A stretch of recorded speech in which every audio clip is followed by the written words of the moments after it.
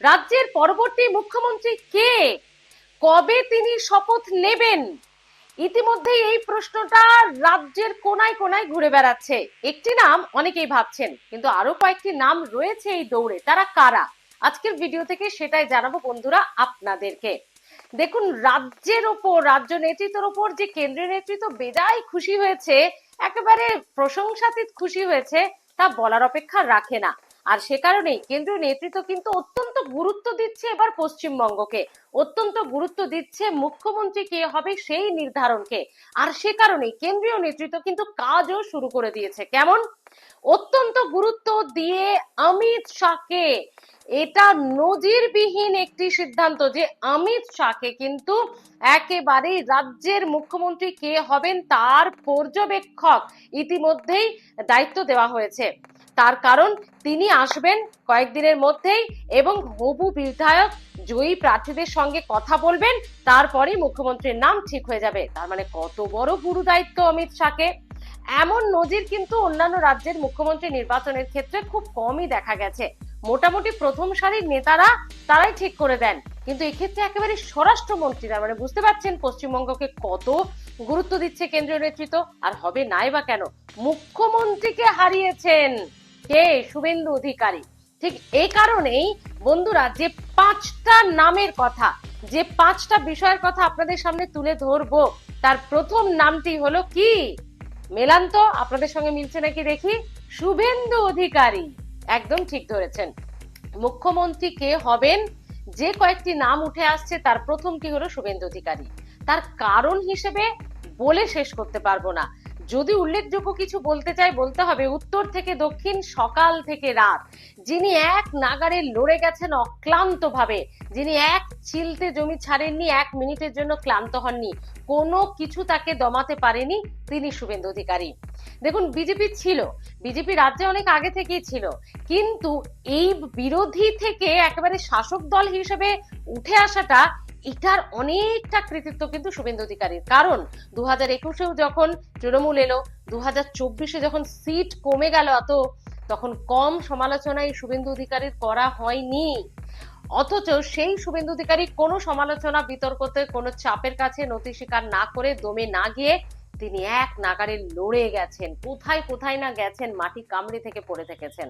আরো অনেকে ছিলেন তার সঙ্গে, কিন্তু এই নামটা একটা উজ্জ্বল নক্ষত্র। মানে সূর্যের চারপাশে অনেক কিছু গ্রহ আছে, কিন্তু ওই যে সূর্য তো সূর্যই হয়, ঠিক সেরকমই শুভেন্দু অধিকারী। তাই প্রথম নামটি শুভেন্দু অধিকারী।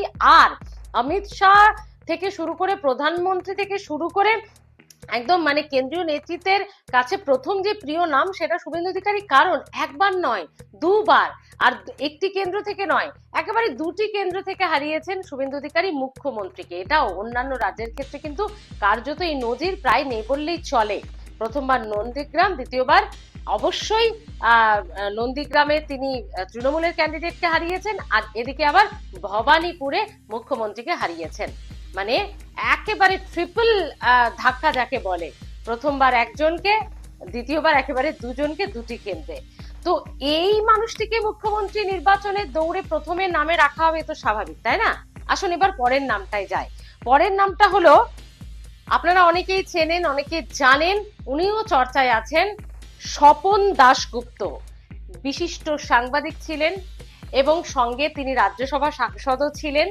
একজন রুচিশীল, শিক্ষিত, ভদ্র, মার্জিত, সভ্য মানুষ বলতে যাকে বোঝায়, যার পুরো মানে ক্যারেক্টারটাই যদি আপনি দেখেন, তো একদম একটা শ্রদ্ধার ক্যারেক্টার হিসেবেই আপনি পাবেন।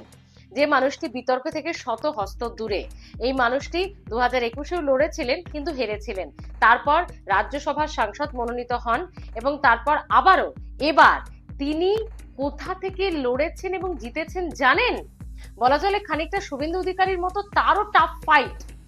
তিনি রাসবিহারীর মতো তৃণমূলের শক্ত ঘাঁটিকে, হেভিওয়েট প্রার্থী দেবাশিস কুমারকে হারিয়েছেন।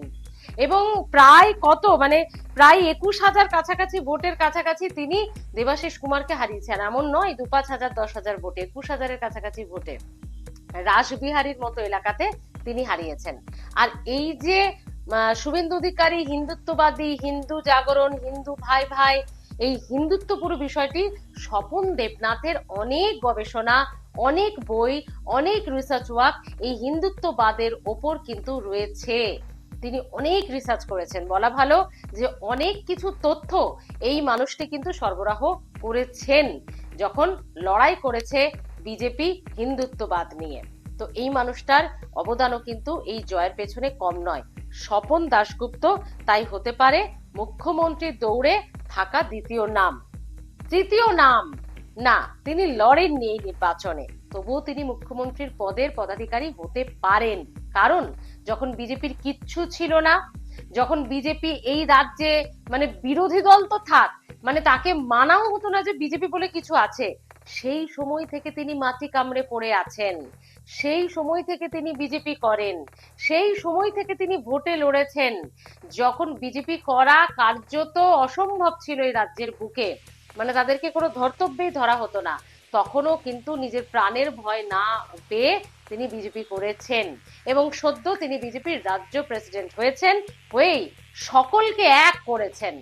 কর্মী, সমর্থক, নেতা সকলকে এক করেছেন, কি নব্য আদি লবি দ্বন্দ্ব মিটিয়ে সকলকে এক করেছেন একদম, মানে কোনো নামে, কোনো গোষ্ঠীতে, কোনো লবিতে তিনি বিজেপিকে চলতে দেননি। তাই এই জয়, এই বিজেপির একাত্ম হওয়ার যে জয়, তার পেছনে তার অবদানও অনস্বীকার্য। তিনি শ্রমিক ভট্টাচার্য, ঠিকই ধরেছেন। অবশ্য মুখ্যমন্ত্রী হতে গেলে তাকে এই 6 মাসের মধ্যে কোনো একটি কেন্দ্র থেকে দাঁড়িয়ে নির্বাচন লড়ে বিধায়ক হতে হবে, সেটা তিনি হয়ে যেতেই পারেন। যেমন নন্দীগ্রাম থেকে হেরে এসে শোভনদেবকে সরিয়ে আমরা দেখেছিলাম যে ভবানীপুরে মমতা বন্দ্যোপাধ্যায় জিতেছিলেন 2021-এ, সেই প্রসেসেও শ্রমিক ভট্টাচার্য কিন্তু মুখ্যমন্ত্রীর পদে এগোতে পারেন। তো এই নামটাও কিন্তু উজ্জ্বল। এবার আসি 4 নম্বর নাম। আপনারা অনেকেই তার নামও ঠিক করে রেখেছেন, দিলীপ ঘোষ। দেখুন, দিলীপ ঘোষ তিনি একাই একটা সময় সংগঠনকে একদম দাবাং নেতার মতো, যদি মানে শুভেন্দু অধিকারী রাত দিন দৌড়েছেন ঠিকই, কিন্তু সংগঠক যদি কেউ ভালো হয় বিজেপিতে, সেটা যে অবশ্যই এই দিলীপ ঘোষ, তা বলার অপেক্ষা রাখে না। দিলীপ ঘোষের সংগঠক হওয়ার দক্ষতা, তা খোদ অভিষেক বন্দ্যোপাধ্যায় একটা সময় সুনাম করেছেন যে সংগঠক হিসেবে তিনি দারুণ। তো দলকে চালাতে গেলে, কর্মী সমর্থকদের উজ্জীবিত করতে গেলে, সংগঠনটা মজবুত করতে গেলে দিলীপ ঘোষের মতো নেতার যে কত প্রয়োজন, সেটা বিজেপির রাজ্য থেকে কেন্দ্রীয় নেতৃত্ব তারা কিন্তু বারে বারে বুঝেছে, কখনো স্বীকার করেছে, কখনো করেনি, কখনো আবার বিতর্ক তৈরি হয়েছে। কিন্তু দিলীপ ঘোষই খড়গপুর সদর থেকে জিতে আরো একবার তিনি প্রমাণ করে দিলেন।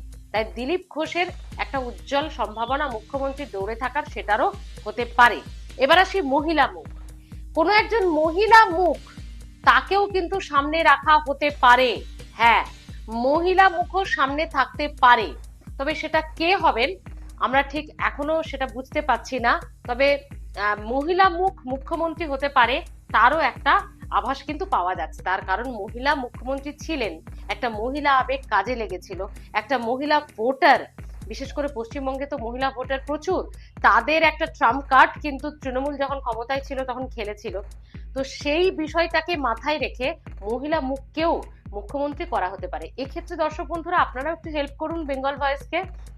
মহিলা মুখ্যমন্ত্রী হলে কে বা কোন নামটা হতে পারে সেটা একটু সাজেস্ট করুন কমেন্ট বক্সে এসে, দেখি আপনারা আপনাদের কমেন্ট এবং নির্বাচনের সময়, মানে মুখ্যমন্ত্রী নির্বাচনের সময় সেটা মিলে যায় কিনা কেন্দ্রীয় নেতৃত্ব রাজ্য নেতৃত্বের সঙ্গে, সেটাও আমরা দেখব। আর পরিশেষে বলবো যে কোনো অজানা নাম।